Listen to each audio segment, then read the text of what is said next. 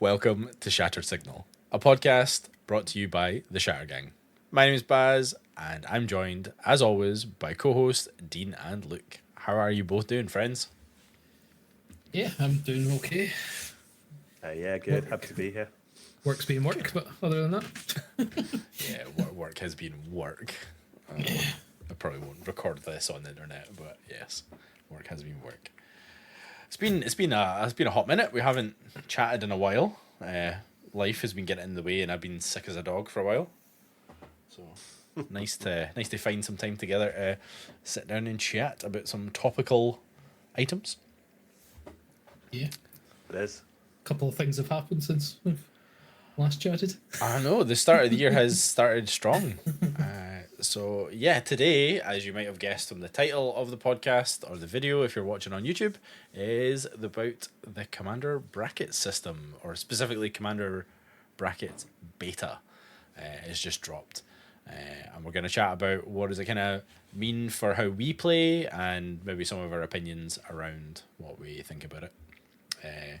So why is this a thing that's worth talking about? Well, it's the first structured matchmaking tool for casual Commander from Wizards and the Commander format panel.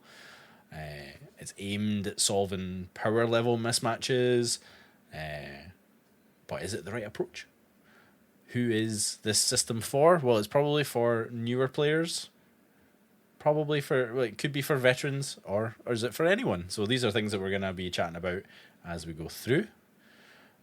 But to start off, we should probably break down what each bracket is, just so we kind of have said on the record what it is, and everybody and that hasn't found out about the bracket system, and this is their first data point of the bracket system, we're flattered. But odds are you've already watched one or two videos or podcasts about the bracket system up until now. Surely not. Surely Surely not. everybody's been waiting in anticipation for our point of view of what's the racket with all these brackets. What's the racket with all these brackets? Love it. And we're also recording this after MagicCon Chicago, which was like the first formal testing grounds for it. So we're still to hear back how that went. So we're trying to get on the record before the first wave of kind of formal commentary around that.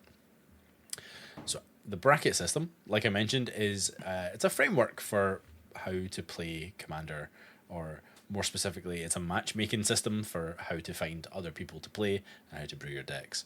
It's broken down into 5 brackets, and they go 1 to 5. So no longer is it the 1 to 10 scale that we all fumbled around with previously. It's been condensed down into 5, or realistically it's been condensed down into 3 with outlier brackets. So you have the lower end of the scale and the top end of the scale are kind of like the catch-alls for the extremes. So realistically it's a 3 bracket system, but it is numbered 1 to 5. So number 1 is Exhibition, and this is earmarked as your ultra casual Commander deck, as the Commander format panel labeled it. It's really for theme decks and memes, like the definition of ultra casual, almost like decks that don't necessarily want to win, which is a curious thought.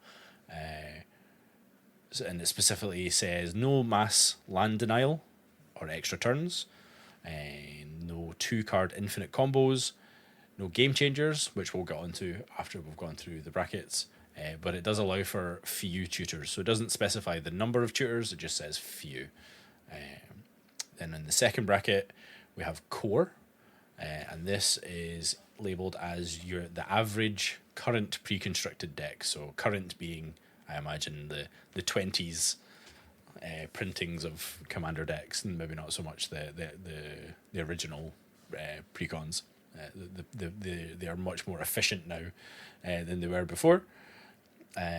This is also a bracket where there's no mass land denial, no chaining of extra turns, so you can have extra turns but you're not allowed to chain them, no 2-card infinite combos, and no game changers again, and also can have a few tutors.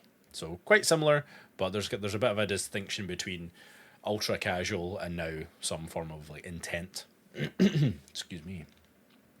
And then the third bracket is labeled as upgraded.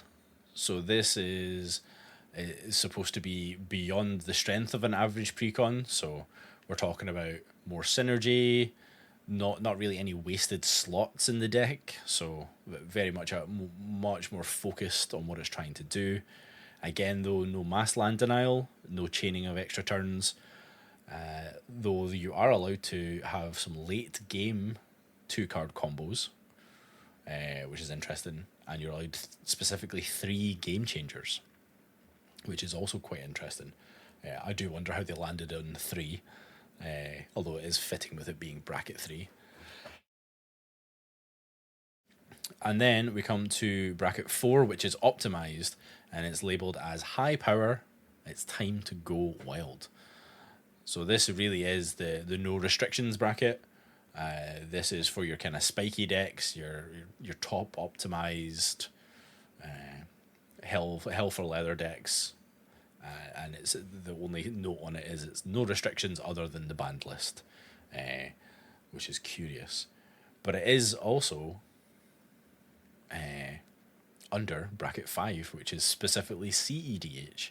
So a distinction being made between the top end optimized deck versus a CEDH deck, which is again no holds barred. You're trying to do the thing, but it is very much a very competitive and meta game focused way of playing the game. Again, no restrictions on the build other than the ban list. So quite interesting to see where 4 and 5 line up together. Same with like how 1 and 2, there's like a little bit of crossover, and then 3 in the middle. So plenty to chew over in that list. So what are your reactions to the bracket system? Like, do you think the 1 to 5 is enough? Is there anything that immediately jumps out at you that doesn't make sense? Dean, do you want to jump in first? Not really. 1 to 5 kind of makes sense. Optimize and CDH are pretty much the same, I would say. Except for people that have played Commander for a long time would know the difference between Optimize and CDH. Whereas I think that's pointing that to it. Because CDH, you're following a meta. So you're following decks from tournaments and you're playing those cards and you're playing them decks. Optimized, I would probably say it's fringe CDH maybe. Would maybe be a better term. There's still room for a couple of pet cards in that. Whereas if you go in CDH, there's no pet cards. Unless your pet is the One Ring. There's still pet cards. They just have to be really, really good. Yeah. Exhibition, that's just for your jank. I'm just here to have a laugh. Like a deck maybe that you'll build just to play once. Just because you thought it'll be funny. And core, which is just precon, Yeah. Which is whatever precon you want to play, whether it be Lord of the Rings or Fallout or Warhammer 40k. Or bracket 2 is all universes beyond. Yeah. There's some precons that you can't play in that bracket because cards that aren't on the game changer list and things like that, it happens. Oh, yeah, that is an interesting point. Distinction to make as well, though. Yeah. And I think 3 and 4 is where most decks are going to lie. Almost certainly. Looking at mine on Moxfield, most of them have landed in 3. And a couple in 2.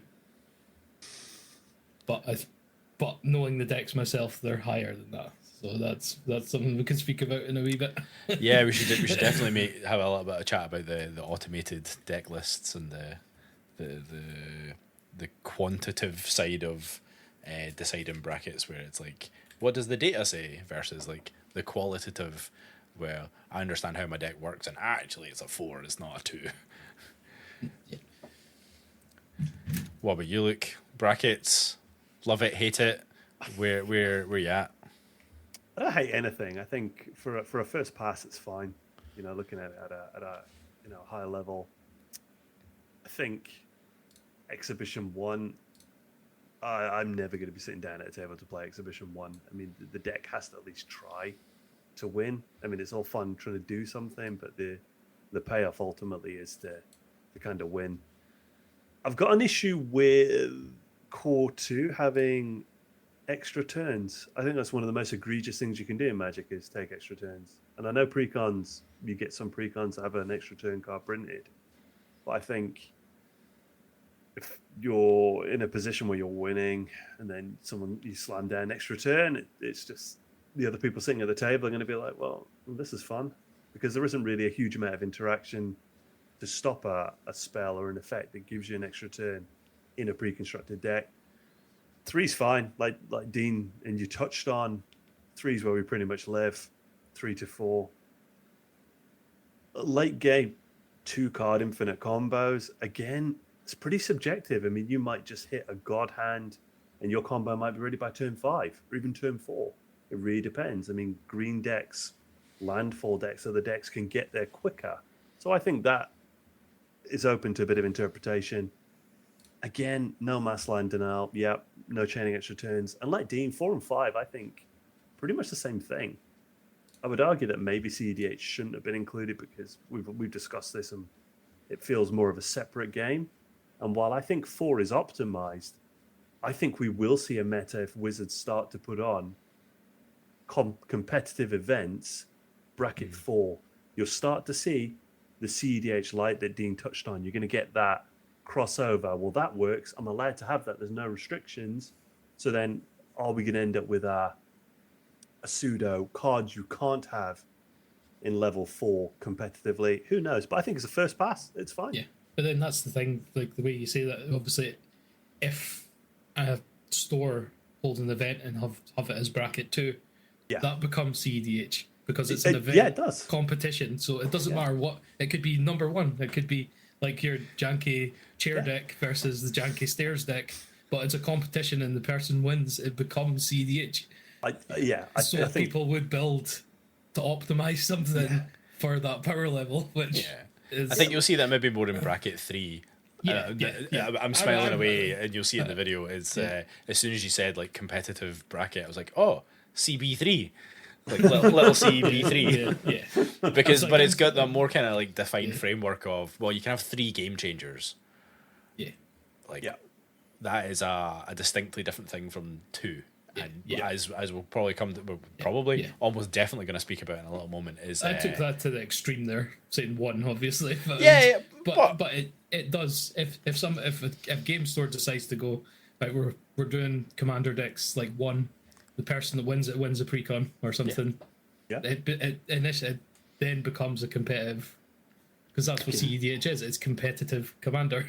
And we've run into that in the past where stores have put on competitive, like they want to have like a competitive commander event, but they distinctly don't want it to be CDH, and like there's a bit of like, well, there's prizes or store credit on the line, like isn't the point winning? And I think that's a kind of interesting thing around the intent with the bracket. So you've noticed like they don't specifically say power, like it's not power 1, power 2, power 3, because it's really about sculpting the game experience as opposed to trying to like be focusing on the power of things. Because I think, and one of the things I do like about the bracket system is it doesn't try to define it too much, because I feel like particularly Commander, because it's 4-player, you can't just go like it's so much harder to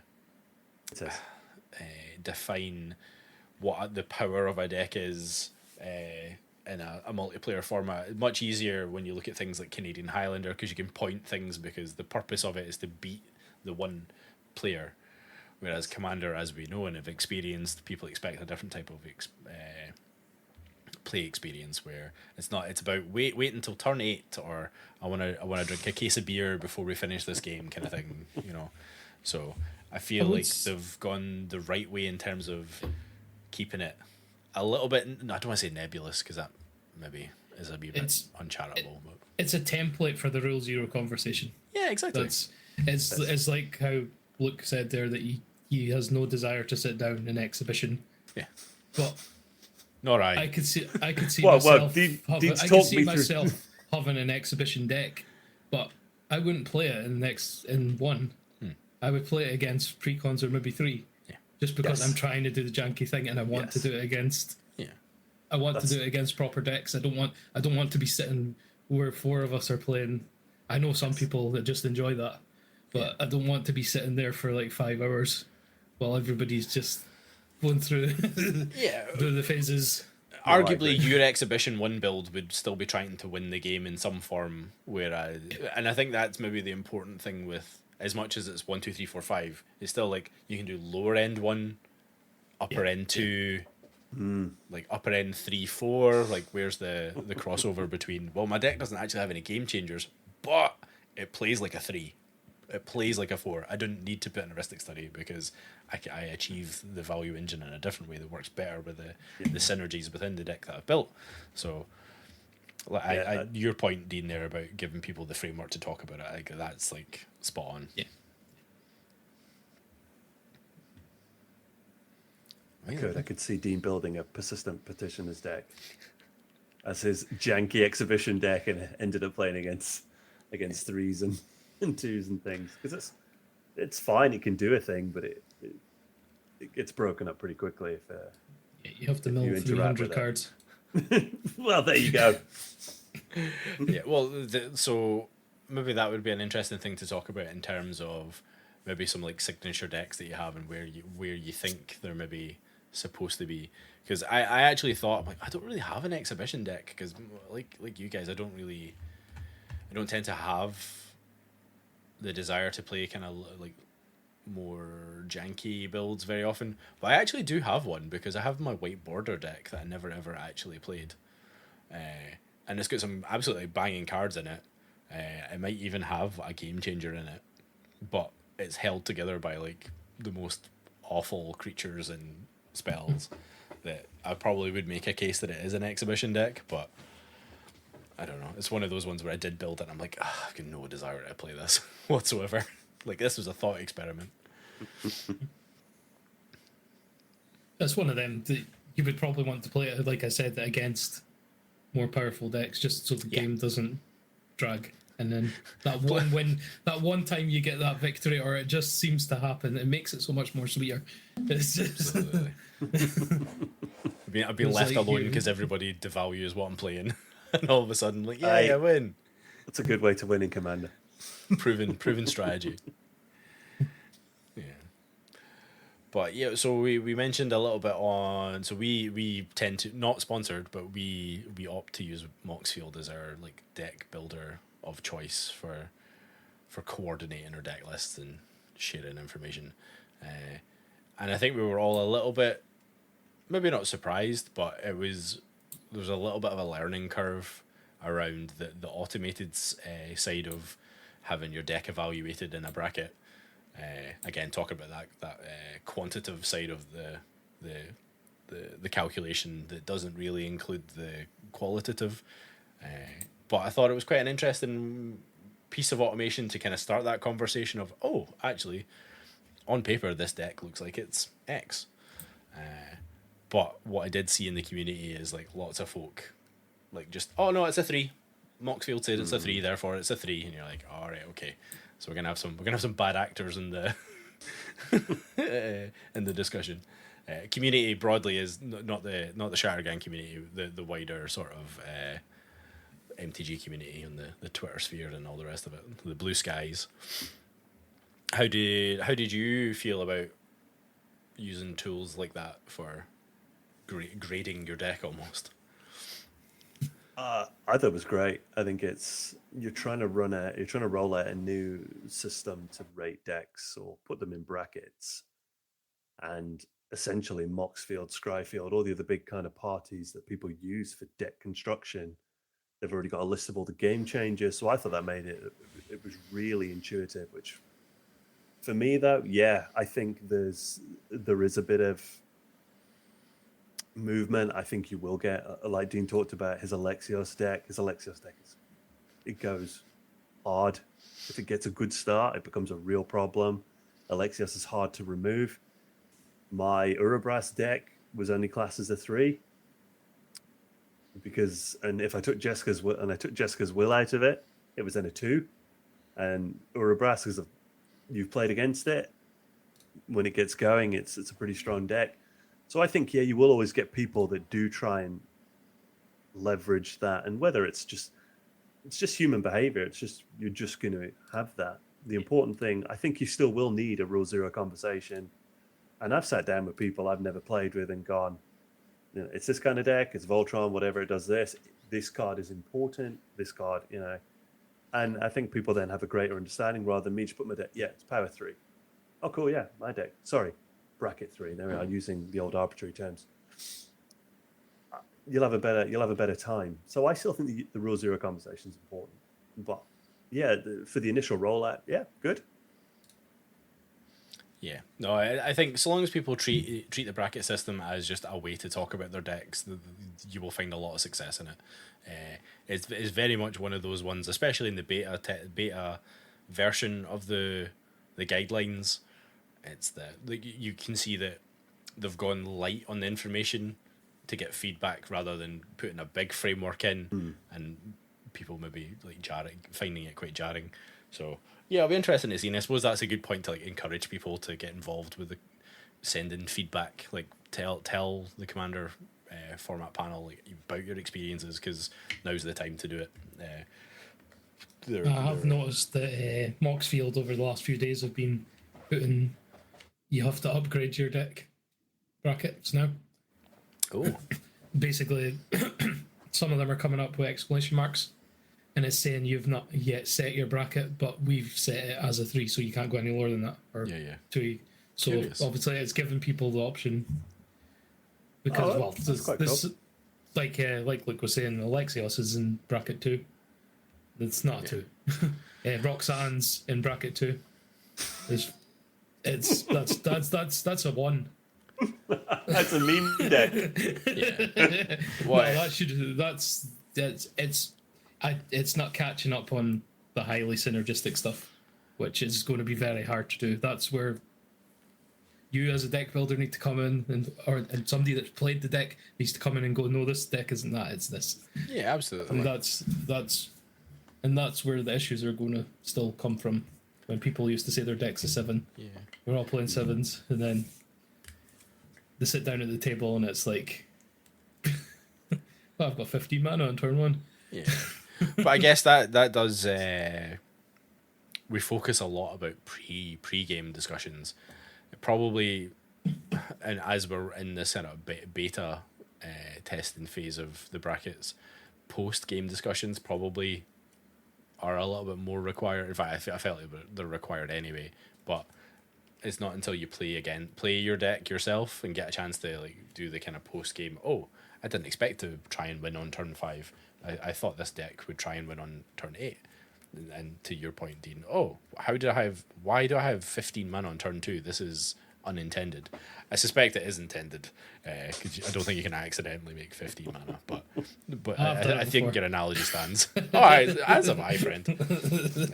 But I think it is important to get it from the people you're playing with as well. It's like, do you feel like that was a bracket 3? Was that actually a bracket 2? That sort of thing. So hopefully people will be encouraged to kind of do that, because I'm in a similar position with you, Dean, with your potent decks being automatically assigned a bracket that's way lower.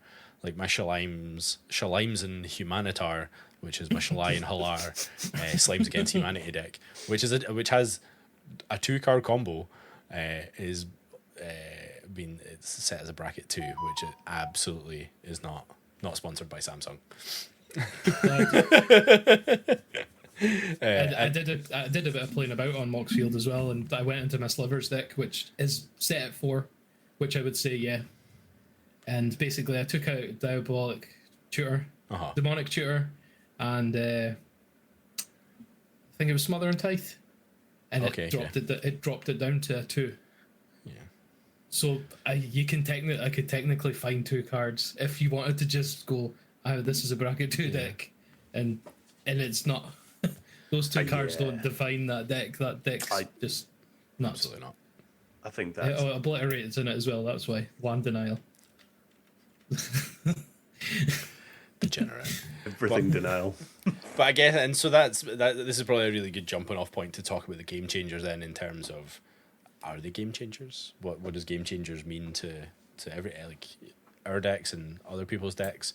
So the game changers, as we've been talking about through the discussion so far, excellent English, Barry, is a list of 40 cards that the Commander format panel have deemed as literally game-changing cards. We're not going to go through them extensively, but it's cards like Cyclonic Rift, Gaia's Cradle, the One Ring, like these big cards that when they hit the table, everybody pays attention. Your Drannith Magistrates, your Ancient Tombs, all that kind of thing. Noticeably, there is a big skew to blue. Like, there's lots of blue cards, not a lot of green cards, not a lot of red cards, and a lot of black cards. So, to be expected, black has all the good tutors, blue has all the good counter spells, and then there's a number of artifacts on it as well, which no one's surprised about in terms of the One Ring Chrome Mox.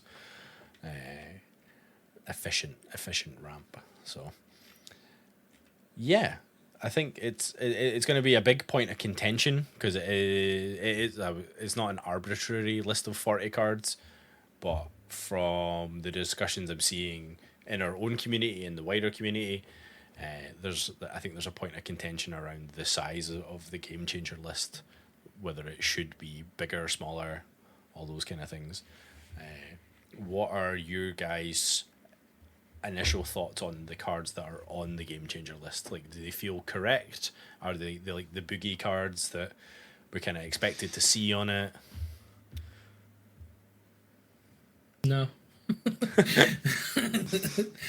Yeah. Well, I'm just scrolling through it, as obviously I've looked at it already, and there's some cards on it that you go, yeah, obviously, it's kind of obvious. Yeah, but then there's other cards that I think are just on the list. I don't know why at the moment. Which one? Which one? Well, this is going to be a hotly contested one, but Vorinclex. Likes the Hunger. Oh, I agree. I hate that card. Because my argument with this is Vorinclex can't be in until 4 anyway, because it's land denial. True. So there's no need for it to be on the list. You could have put something else on the list. I mean, that's fair, but I suppose that's I suppose I am playing devil's advocate a little bit, but it can technically be played in bracket 3, which. But it still can be, though, because it could be a game changer. I suppose, yeah. Do people interpret it as a game changer and mass land denial, or is it only one of those things? Is it both things? I think I would agree with. I played it, it dies usually straight away.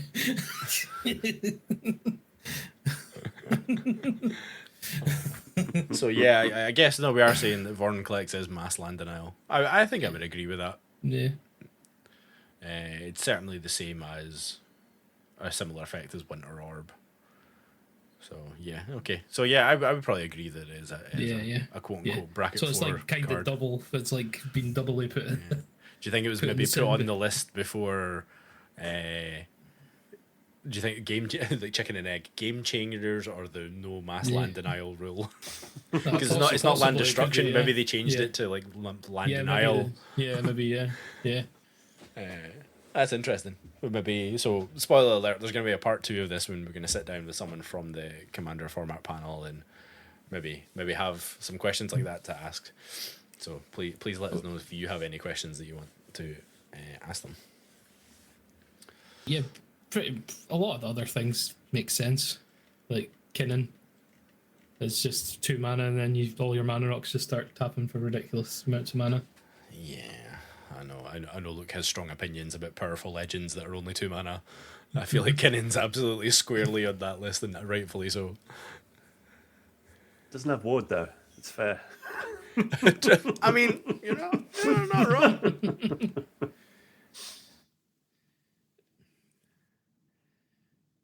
Kind of looking at it, I think I can see obviously they didn't want to make a massive list, so they've kind of made a point with certain cards. So there's like Trinosphere, it's a stacks piece. So other stacks pieces like that, you should really be considering it as a game changer. I think that's what they're kind of leaning into. It's like that's maybe because you've got Yawgmoth spell that you can play, which is the same as Underworld Breach. True, and not on the list. I wonder if it's one of those ones where, because it's quite an expensive card, it's not made it on. But then you've got cards like the Tabernacle. I'm fed up of seeing that card. See when I'm sitting down for a power bracket 2 game, and someone's got a Tabernacle, £1,500 card. Oh, yeah. No, I as someone that doesn't really have a strong opinion about cards being banned, I think I'd be fine with no bans.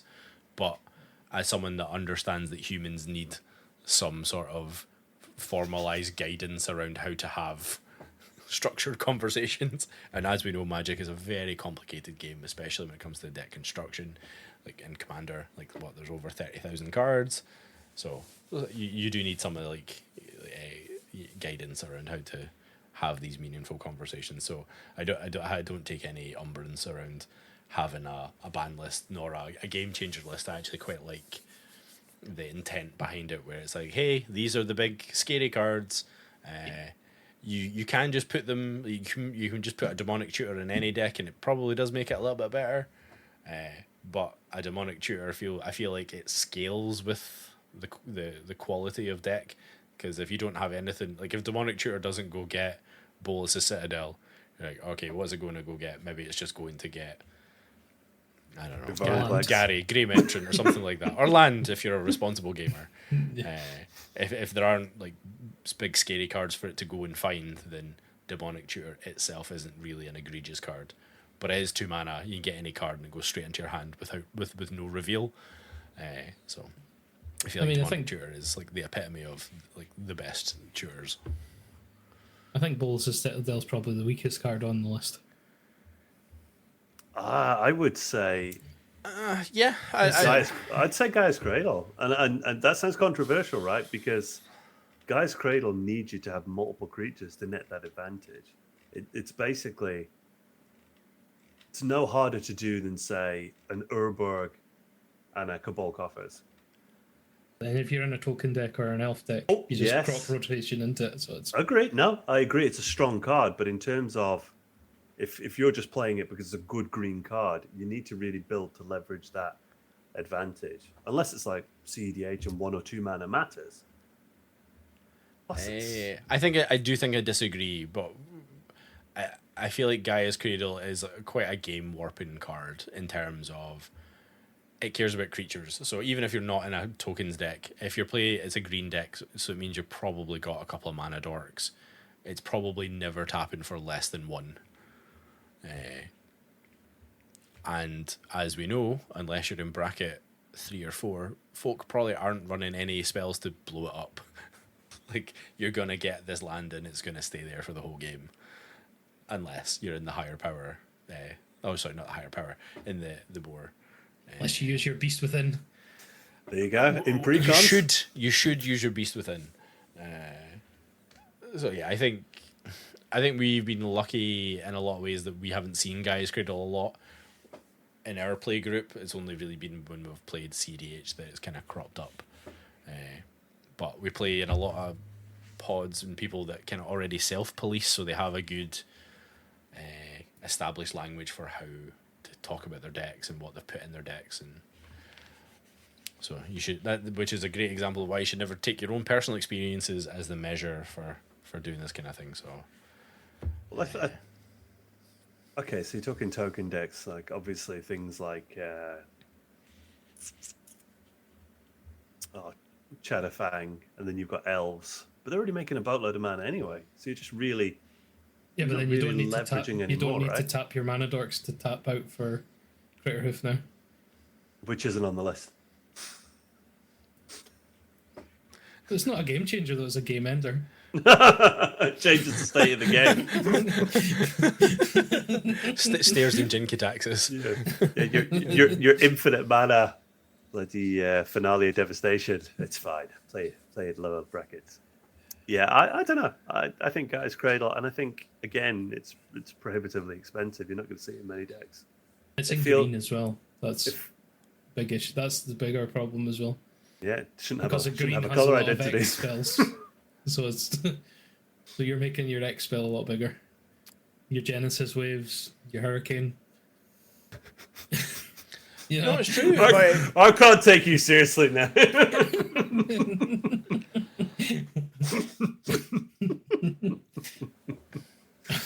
No, I think Gaia's Cradle does have a place there. Like it's like other cards, it scales with what your deck's trying to do. Like you can't just chuck it in if you don't play creatures. But Exactly. I think it's you get too much value from it from not really doing anything special from your deck construction. Like you're putting Gaia's Cradle in probably any green deck. If it's in a tokens deck, a token strategy, it's going to be phenomenal. But I still think it's going to be the best land that's at the table, unless someone else is playing a Gaia's Cradle. Like it's just you tap it for a gigantic amount of mana with no restrictions other than you need a creature to be there. I think It's a big restriction.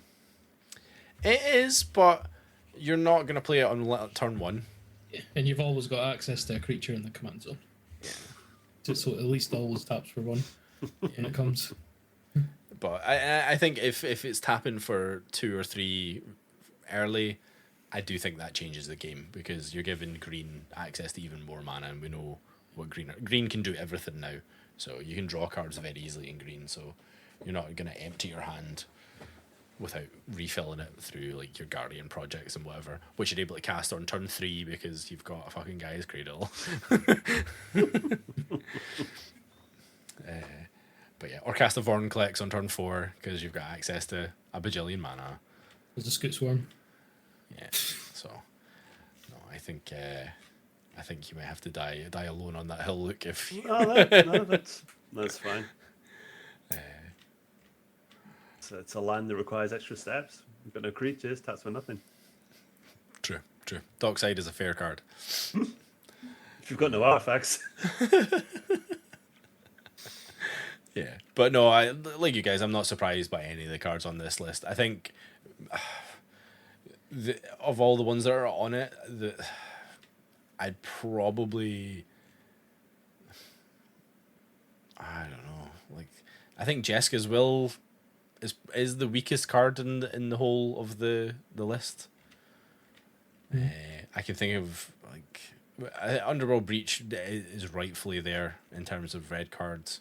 But then yeah, that kind of gets banned. That's like shadow banned by most people anyway that aren't playing CEDH. Totally. Well, it's bad unless you're actively trying to break it. Well, Expropriate. Is that the same reason as Vornclex? Because it's chaining extra turns. It doesn't really need to be on the list because you can't actually play it until you get to turn to category 4. Yeah, You but could also switch that out for Omniscience. Nah, like the X Pro is definitely better than Omniscience, because you're the one that chooses the thing. Like if people don't give you extra turns, which they will because people don't want to give you their lands, you're absolutely taking folks' lands or their best card or their commander. And that's land denial. No, I know, but well, in theory it can be, but no, every time I've never ever cast Expropriate myself because I've never actually had it in a deck. Actually, that's a lie. The first build of Tivit had it because it was a Council's Dilemmas. I'm pretty sure I remember voting. Yeah, I have cast time it or once. money. Yeah, and gave you time, and I'm still suffering for it. yeah, exactly. But not that much that you don't think it should be on the game changer list. No, well, because it could be in bracket 4 because you can't chain extra turns. Fair. Up to bracket 4. That's it's not the fact that it's not a game warping card. It's the fact that it's already been restricted. So Yeah, you don't really need to double restrict it. I mean, I think it's at least it's an extra turn spell. At most, you're getting 3 of your opponent's best stuff and an extra turn because you're taking you choose homeward path. Yeah, and you can activate it on your turn. So yeah, I agree though that it's it's not a fierce guardianship. It's not a force of will. Yeah. But it is a game-changing card. Yeah, that's kind of my point. It's like we've got Vorinclex there, which I believe is 7 mana, and then above it we've got Jeska's Will, which just is for the 8 mana. comments, it's 8 mana. And then we've got Jeska's Will that's 2 or 3, I forget. And it's like, okay, but we're also these cards. We're looking at them in color and isolation. We're not looking at when you put them together. I mean, like you said, with Gaia's Cradle, you put that in a Simic deck, it becomes very different than if you put it in a Selesnya deck, as an example. Expropriate, if it's mono blue, I mean, mono blue got to get there. And okay, yeah, you can play artifacts and things, but you're not going to be casting it quickly. But then the extra turn from Expropriate is rubbish if you cast it early. It's good if you want to take people's stuff, but yeah. So basically, you're trying to win the game with your Expropriate, right? Which is where we go back to bracket 2 when they say it's a game ender, not a game changer.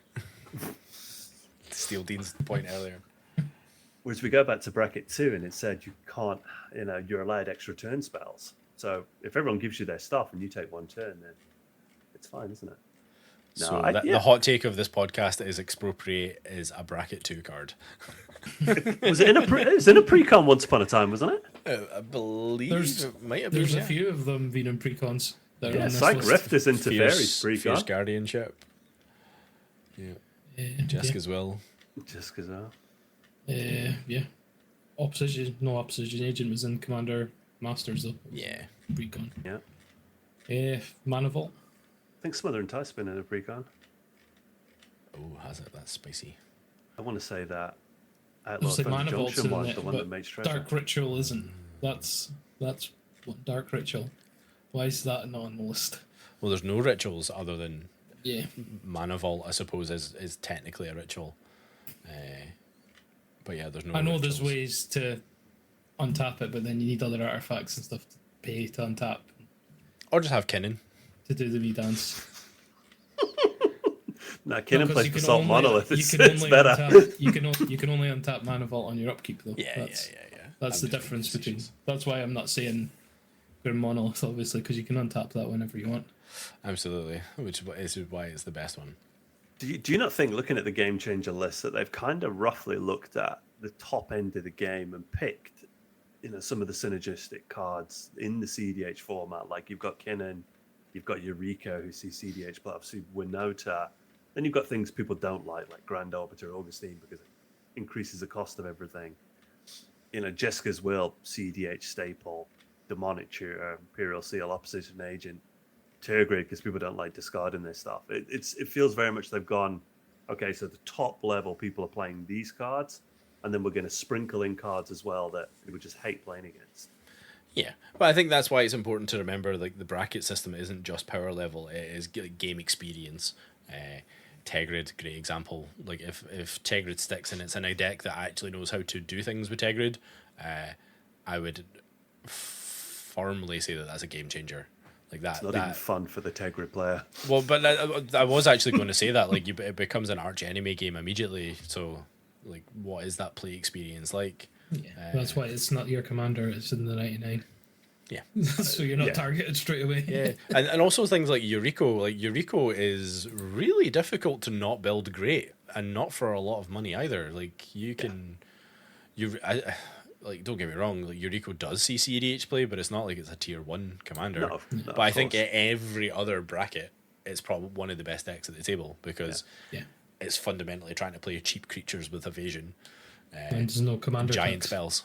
Yeah, exactly. So like it circumvents kind of one of the core tenets of the game. Slamming down an Eldrazi or a Blightsteel Colossus feels bad. You reveal enough off the top, like you're gonna it takes out people really quickly. It's a very fast deck. Who I feel sorry for is Tigra's Lantern. What? Who is that? Is that an artifact? Wait, Tegrid has another side. Yeah. I'm sure there's somebody that's the side that they play all the time, and maybe their janky decks now can't be played because of it.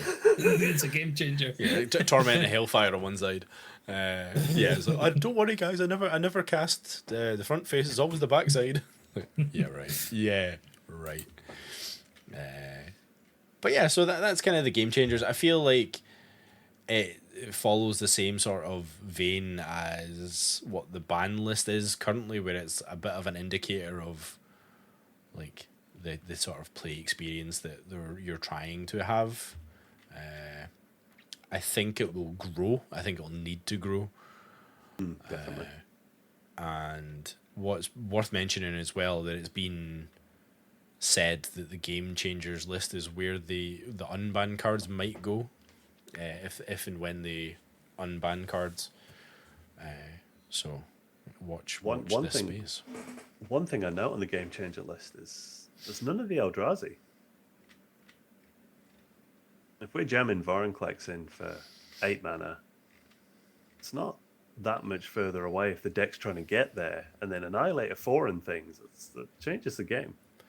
And I think the new one is you can cast it for like 8 mana or something as well, and everyone discards their hand. And so it's interesting. There's no Eldrazi on it. Yeah, I think folk will probably make the distinction around like Vorinclex fundamentally like stops you playing the game. Like it stops everyone casting spells. As soon as it hits the battlefield, at least Annihilator, you need to get into the red zone. You need to attack. Don't get me wrong, it's if you're not going to removal, it's going to feel just as oppressive as Vorinclex. But I think it is fair. Like you don't have like the extra turns Emrakul or anything like that, you know. So yeah, who knows? Maybe that is cards that will go there. I feel like like we said about the brackets as a whole, it's a bit of a light touch. The game changer list feels like a bit of a light touch as well in some regards. So yeah, who knows? I have to say, I'll probably be living in bracket 4, so it's not overly effective. Is your rule 0 discussion now is like, let's just play bracket 4. I've not necessarily got a bracket 4 deck with me, but to save time. Yeah. But yeah, it's. I would rather have a game changer list than a banned list. I would fully agree with that, particularly when it comes to what the bracket system's trying to achieve in terms of giving people a language and a framework and how to like match make. Because it is always that distinction of sorry, when I think back to like when we use the arbitrary 1 to 10 power scale, it's too broad.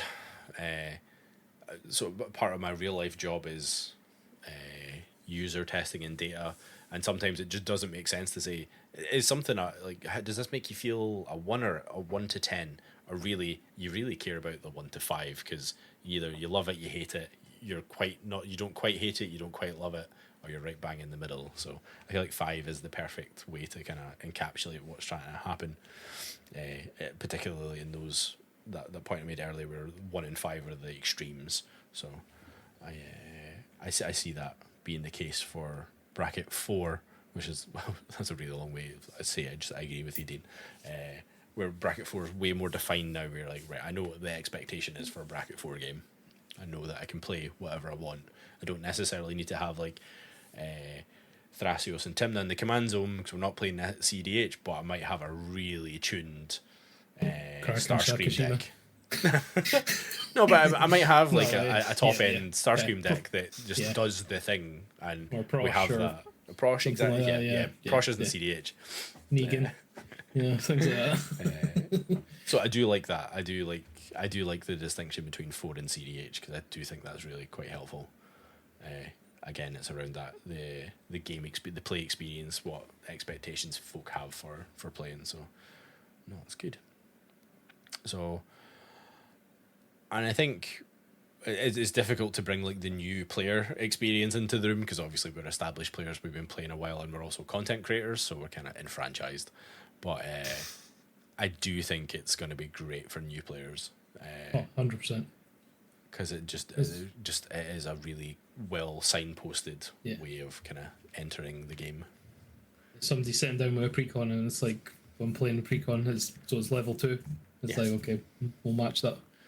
Yeah, well, how often is someone sat down, like, I think to like the local game store where someone comes in and plays a precon, and you're like, I think my deck's kind of a precon level, but now I have a scale to go. Well, actually, I had an ancient 2-minute, so it's not.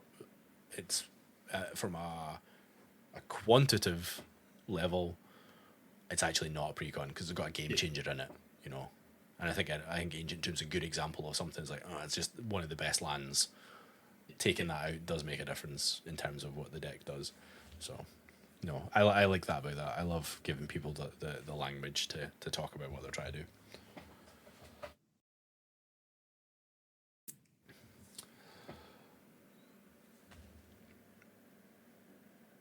So that's great. We've got to a point where we know that power levels is more than just specific cards. Like the game changers are game changing, but in the right setting, not so much. If you're not playing tokens, Gaia's Cradle's okay. Sorry, just teasing Luke a little bit there. Facts, honestly. Yeah. But no, I think it's true. Like your point you made earlier, Dean, about Grim Monolith. Like if you're not looping it, then it is game changing. But Mana Vault. Yeah, Mana Vault. Sorry, Mana Vault's the dark ritual for colorless mana. Totally. Because it never. Totally how many times, if you've ever played it, have you actually paid to untap it? Almost never. You've usually sacrificed it, or you just keep taking damage until the end of the game. Unless I've copied someone's Kinnan, I'll almost never. Almost never. It's only in my CDH deck, and it's there to be sacrificed. After I had it in Eldrazi decks for a while, but it's not in there anymore. But you don't need it anymore because Eldrazi are 5 colors. Yeah, you can play green now. It's fine.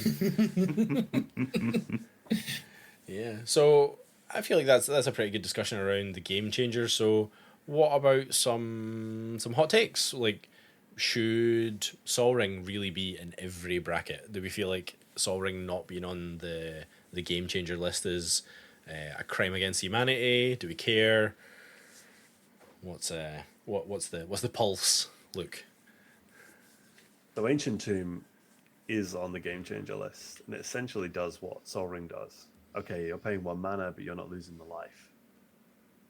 I will say this though, I think Sol Ring's fine in decks that have a problem ramping, and at the lower level bracket, green probably shouldn't have a Sol Ring, or a Simic deck shouldn't have a Sol Ring.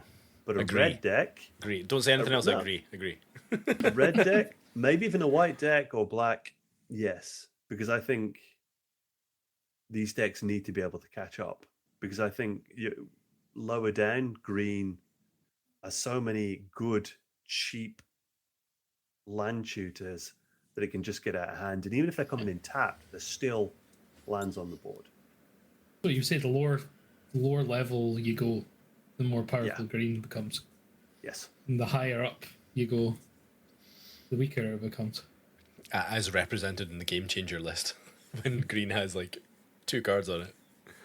I think green does a lot of good things, but yeah, in terms of it definitely tailors off a little bit.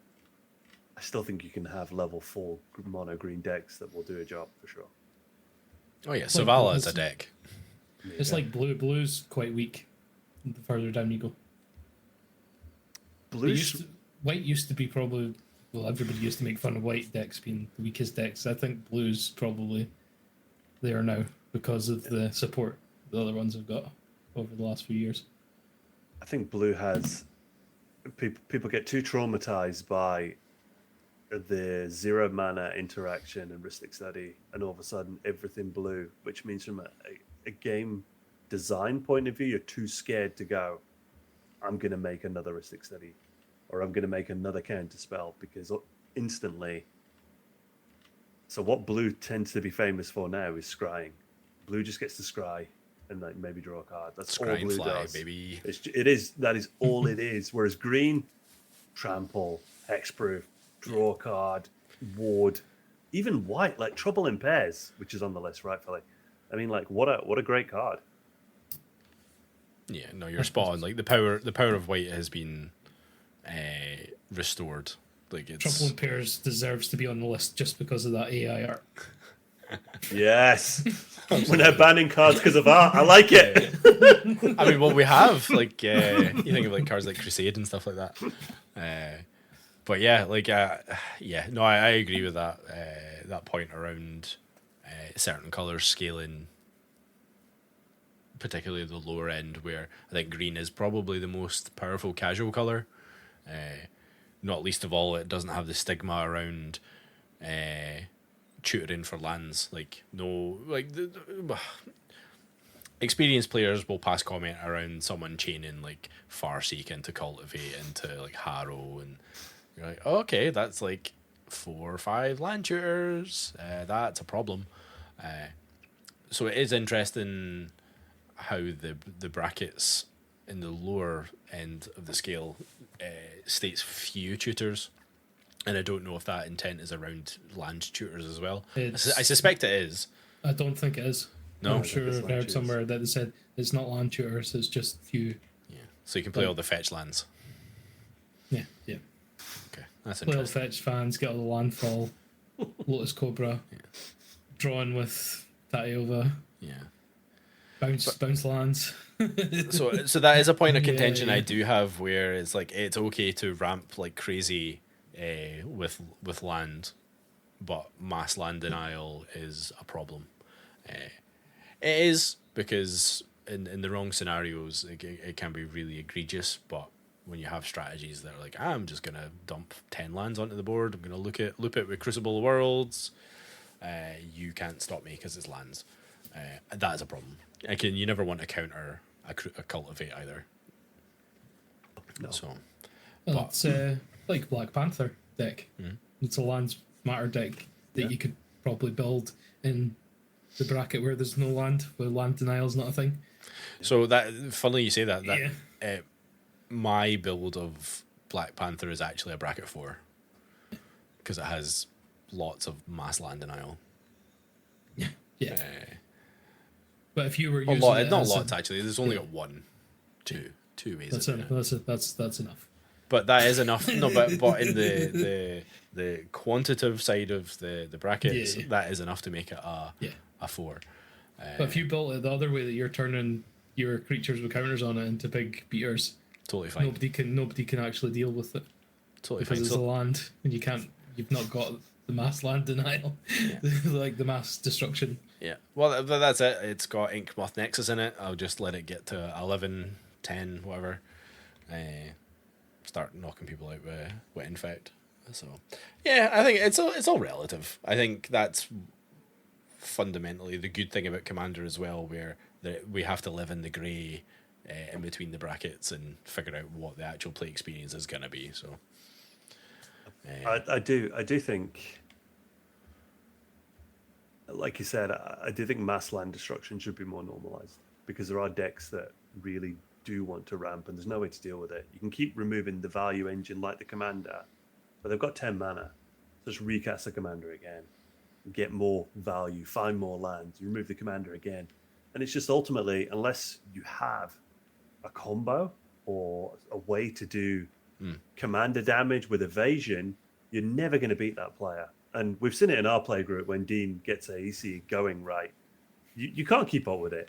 Even his old Tree Folk deck from Lord of the Rings, he's there and it's not doing much, but it's finding more lands. It's getting bigger. yeah, you're getting outvalued. You're getting outvalued. Sitting with 12 lands. He's just a tree with 12 lands and like turn 4. Just a tree. So you remove the tree so it doesn't punch you in the face and it just comes back. So I do think, and I've got no problem with decks that, like Dean Slithers, I can make all my stuff indestructible. Yeah, why shouldn't I deny resources to my opponents to then win the game? I think... Yeah, it's never getting cast. Obliterate's never getting cast in that deck, unless I think I'm in a position that the game's I'm going to end the game. But then that's the qualitative side of it, where it's like that's your intent in the deck versus I play mass land denial. Yeah, no doubt paper. You get people that do that. Yeah. So, and I'm sure we've thankfully only had to experience it with Ben, where you cast like an Armageddon incorrectly at the wrong time, and then no one can play. But the majority of us, when we played, mass land destruction, and our experience has been like Gishath. I've got a table full of dinosaurs. I don't need lands. You don't need lands. I'm gonna win. And you're like, yeah, cool. I've always been the same as well. Like I had it in one deck, where it was like it was cast like I'm just measurably ahead. The only thing that can stop me now is like be it like opponents catching up. And it's like, well, if I take away the resources, what are they gonna how are they gonna stop me? So yeah, but that's like game changing cards. Oh yeah. Need to be played with, used responsibly. Talking about game-changing cards, Khan's not on the list. Khan restarts the game. Oh, liberated. Oh, that's fine.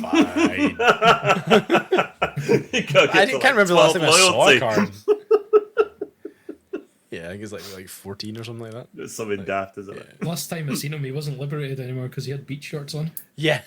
Oh yeah, they did a new art for it. Yeah. I can't wait to see that. I've not seen one in the flesh yet. So yeah, that's. I think.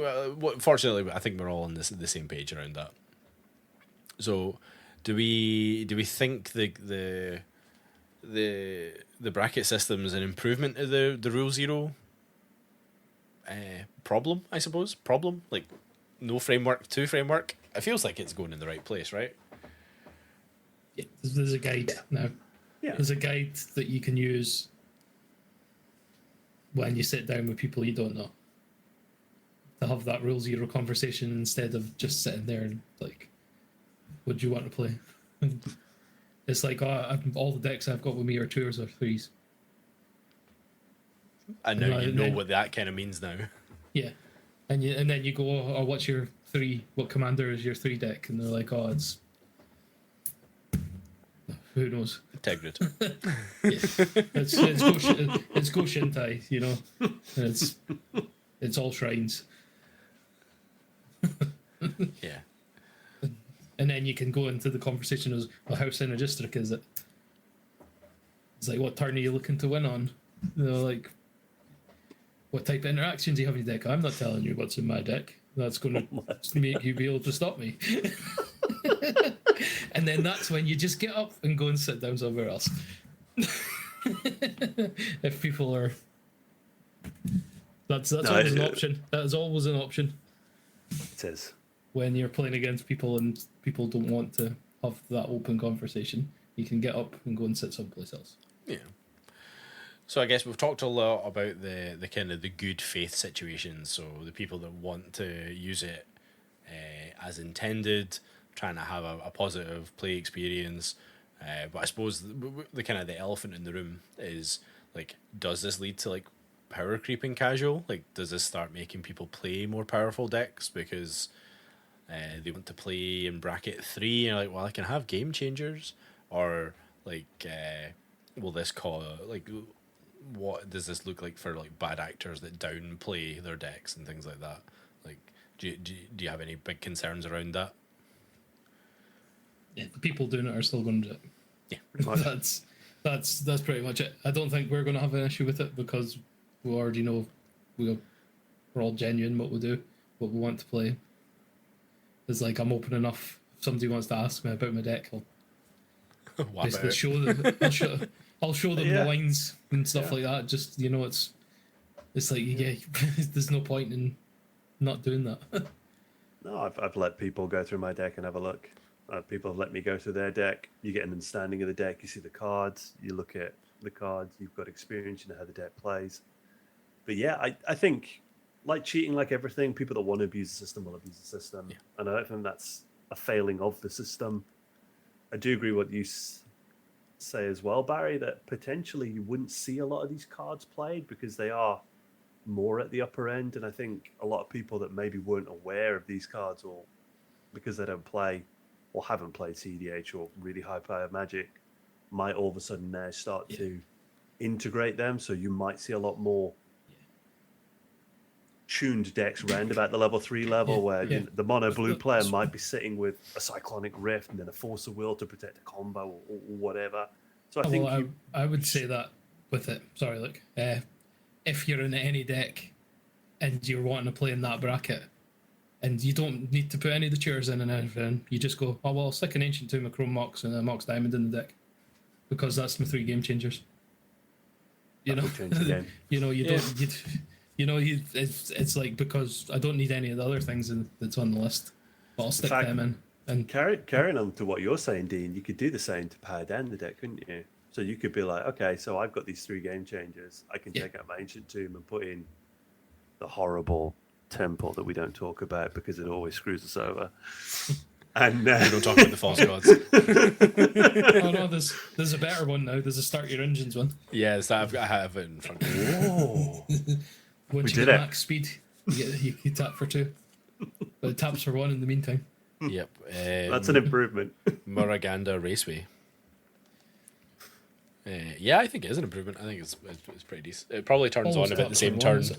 It turns on Yeah, the same definitely. turn that False Gods probably turns on, but Well, like you like say, turn Dean, 8. it actually maybe like you need to deal damage, so you need to deal damage. So it's not I a hate given. temple the false gods. But it taps for generic straight away. So I would argue that it is better in that because of that. If you're an aggro deck, it's Yeah. pretty good. Yeah, definitely. If you're always looking to get in for damage. Yeah, well, I think not to go off too much of a tangent, but I think it's good if you get it early in the game because you want the Start Your Engines to kick off. If you get it on turn 5, it's still going to require 3 more turns to actually get the bonus. So it's tempered in that sense, but no, I'm excited to put it into some decks and see what it does. Put it in your level 2 Ragavan deck. Yeah, I'll take out Ancient Tomb, and replace it, and see what it's like. Because I'm actually a lot like you, Luke, where I'm like, it could be interesting to power down some decks by taking out Game Changers, and see. Because I do feel like there's a bit of, maybe it's more how I build decks. There's a bit of a homogenization of, I just put that card in because I know it's good, and then I've got 30 slots for a theme. But that's something I've been trying to improve with my deck building this last year. So It's like how everybody goes Commander, Command Tower, Soul Ring, Arcane Signet. of course, It's like if you've got 3 games. And I do hate that. Cards and you don't need to put any of them on the list, and you go Ancient Tomb, Chrome Mox, Mox Diamond. Just for the sake of it. Or if you're in an enchantment deck, you go, oh yeah, well, I'll put Sarah Sanctum in the deck. Sarah Sanctum is like, I'd never thought about putting that in a deck. One, because before this thing, I didn't realize it was legal. Thanks, Format, Wizards. You've just made Ural even better. thanks, Wizards. Yeah. But no, But it's I a bracket wouldn't 4 put that deck, so it's fine. yeah, but I probably wouldn't put it in the deck just because it's a poor man's Gaia's Cradle. Sure. Pardon? I'm going to put Guy's Cradle and Sarah Sanctum in Dogmeat. Yeah. My single creature will tap for 1 mana. Whoa! That's the flex. There's no creatures in your deck other than your commander. Just Dogmeat. You just dog me. Yeah. But yeah, no. In terms of the brackets, it making things better or worse, I do think it makes things better. I agree that bad actors are going to be bad actors no matter what. You give them a set of rules, they will look at ways to break and abuse them. So, to your point, Luke, I feel like that's not a failing of the system. But it will be interesting in our sort of world because we don't do like a lot of in-person gaming frequently. We don't tend to play with strangers, so we don't just go on Spell Table and go into random pods. But we do play with new people quite frequently, so I'll be interested to see how that works out with our content. I think that was one of the reasons I was really excited about it. I was like, it makes pre-stream conversations a little easier. Like, it gives more language and framework to how we produce the show. Hell yeah. So hopefully I still feel that way in a couple of months when we've used it a bit more. Because we haven't used it a lot, but I felt it was still important that we had like a sort of like baseline impression of before we use it regularly, so that once we have done, we can go, okay, well, it's been 3 months. our experience is this. We think it's great. We think it's trash. We don't need it. Which is also something that we haven't talked about, is that Commander is still a casual format. You don't need to use the bracket system. You can still play like no ban list Commander if you want to. This just gives you the tools to have some sort of framework for how to play. But fundamentally, if it's just you and your friends that play Commander, you don't need to follow it. It's entirely up to yourself. You can just make up your own rules or have no rules. I would imagine there's a lot of people that don't even know there's a banned list exists. 100%. It's just they just play Commander at the kitchen table. Yeah. And that's fine. And I'm sure they have a great, as long as they have a good time. Yeah. Playing with the Power 9 every week.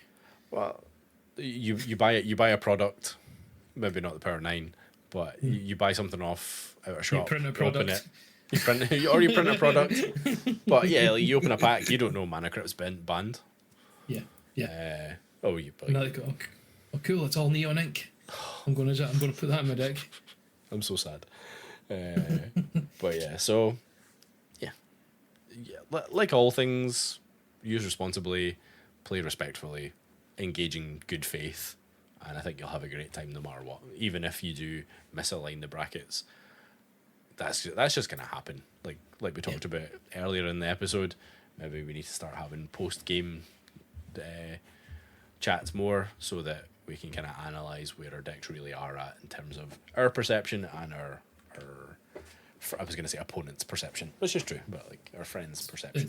It's one of them things. All of us, including people listening, that are going to play a deck that they've just built, and it'll say, "Oh, Moxfield says it's a bracket 2," but I'm not too sure what it is.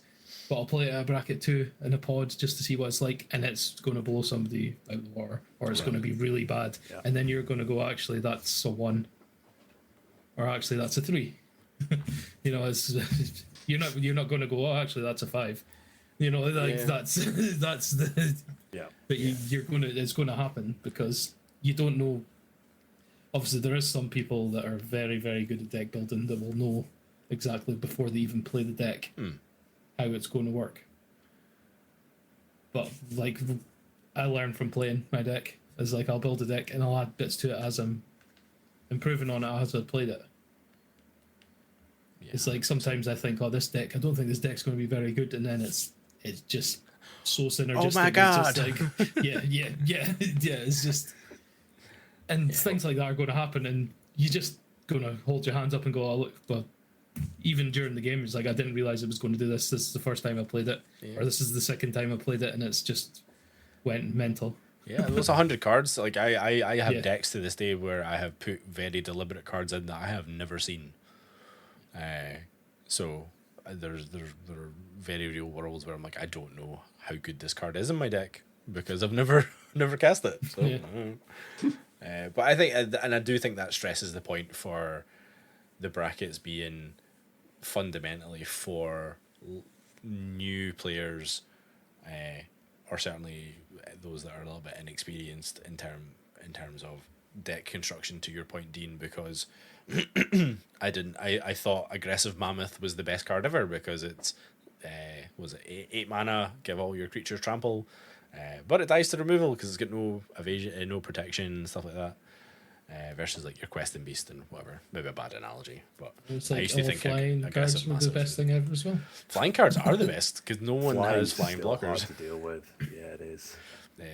That is an interesting point. I had this thought earlier and I forgot to mention it. In none of the brackets does it mention how much removal or board wipes. No. Which I think is interesting. So that might be something that changes down the line in the next iteration. Because I do think that is like a distinction between brackets of and play experiences of how many board wipes do you play? I think Dean touched on it with Cyclonic Rift. Now, Cyclonic Rift gets rid of everything, excluding lands, but it puts them back into your hand. And I know it's got 2 modes, but most people casting it instant speed for the 7 mana, reset the board, give me some breathing room, or allow me to win. In a similar way, Farewell does a similar effect, but that exiles everything. So it's a game changer. Although it hits your stuff too, but if someone's just banished your stuff with Cyclonic Rift and you're like, well, I'm just going to farewell, or I'm going to, you've just killed my creature, I'm going to hit a farewell. Similar kind of effect. So yeah, it is interesting, and no board wipes, excluding Cyclonic Rift, are really on that list.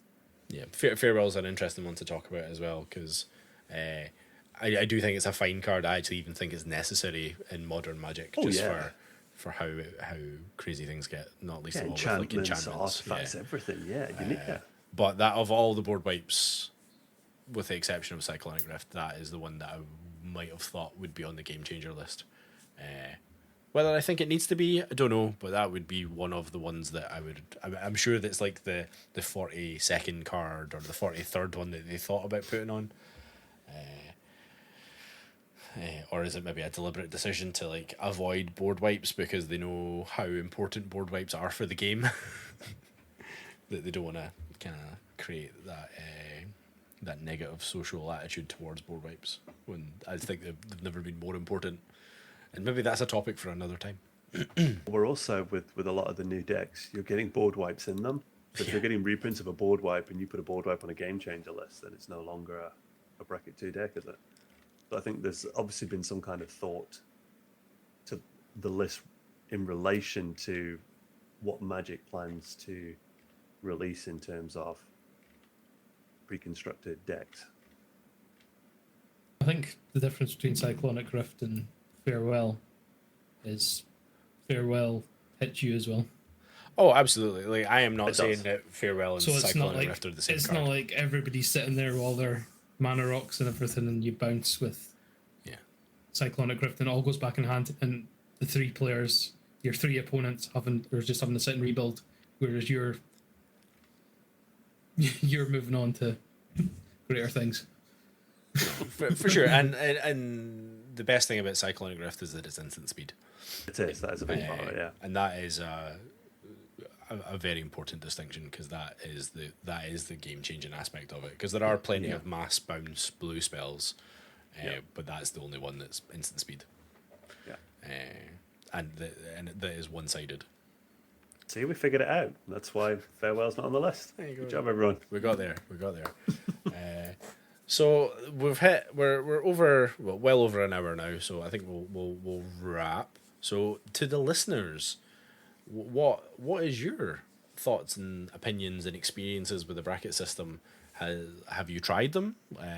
Do you think it's a good thing? Do you think it's a bad thing? Do you care? Do you not care? We'd love to know your thoughts. The Shattergang community's been pretty vocal around their experiences so far, so please do join our Discord if you want to get involved in some of that chat. Appreciate this is coming out a couple of weeks after the system's been announced, but we still felt it was relevant to kind of put our opinions and thoughts out there, so we can be accountable for our established thoughts and opinions later. I'd be particularly interested to hear any new players' experiences, so maybe need to get to the local game store. People that haven't played, that people are sitting down with people that haven't played. What's your opinions of the bracket? How did you feel it went? Because obviously if you're sitting down with people you know, it's an easier conversation. That's without a doubt. But if you went to the local gaming store on your own and you sat down with three people and you've had this conversation, how did it go? That's because that's what it's all about at the end of the day. Maybe that's what we need to do. Like, the experiment is us going in and trying to have these conversations. Like undercover bosses, like different disguises. Shaved beard. I'm a failed content creator. I have no props to hand. That's for ones for folk watching on YouTube. And then game changers. Do you agree with the 40 cards that are on there? What's your thoughts on red and green only having like a little bit of a feature on it? Why does the format panel hate blue? I'm obviously just being hyperbolic. but yeah, tell us, what cards do you think should be on the game changer list? What shouldn't? Very, very curious to hear about that, because I think of all the things, I feel like the game changer list will be the most highly contested point around putting this sort of structure in for people to play around. And as we teased before, so there's going to be a follow-up episode. We're going to sit down with Charlotte Sable, who is one of the folks on the Commander format panel, and we'll chat with her about her experiences being on the format panel, and maybe some insight around the bracket system and whatnot. So we've featured Charlotte on the stream already, so there's some gameplay there to see how good a brewer and player Charlotte is. So I encourage you to check that out. But as always, we've been the Shattergang. My friends, thank you for making time to sit down for a chat, and we'll see you soon. Every Thursday at 7 p.m. new time. 7 p.m. GMT is the new stream time on Thursdays. Because so we can eat. We want to be the better versions of ourselves. We will feast before our games. Absolutely. Have a cup of coffee and actual dinner. So yeah, that's it. We're well underway in 2025. This episode might come out in February, might be March. So we'll see. Guys, have a great week, and we'll see you on Thursday. You too. See you later. Okay.